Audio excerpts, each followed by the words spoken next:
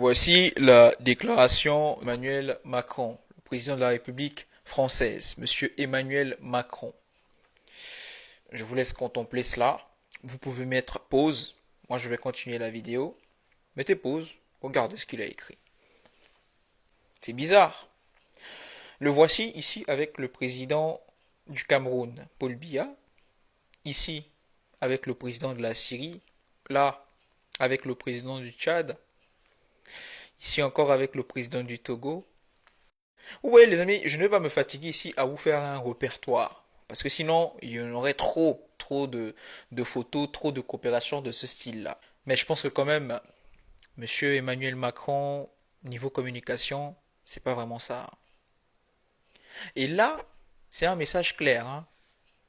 On sent toujours le deux poids, deux mesures. La peur ici, la force là-bas. Vraiment, la politique internationale, c'est quelque chose. Donc, les Européens se font vassaliser par les États-Unis et les Européens vassalisent des dirigeants africains.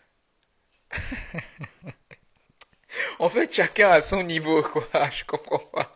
Mais il y a un adage qui dit dans la vie, les amis, vous savez, aussi fort que l'on soit, on trouve toujours plus fort que soi. Tu trouveras toujours quelqu'un de plus fort que toi. Même si tu es le plus fort du monde, il y a toujours quelque chose qui va te dépasser. Et vraiment, Et ceux qui te dépassent vont encore trouver quelque chose qui va dépasser. Bon, Donald Trump a menacé de prendre le Groenland. Je vous laisse cette petite vidéo-là, regardez. Air Force One, en maître du monde. Nous avons besoin du Groenland pour des raisons de sécurité nationale. C'est tellement stratégique. Actuellement, il y a plein de bateaux russes et chinois là-bas. Nous avons besoin du Groenland. Donc, d'ici quelques semaines, le Groenland risquerait de ne plus appartenir aux Danois et surtout à l'Europe.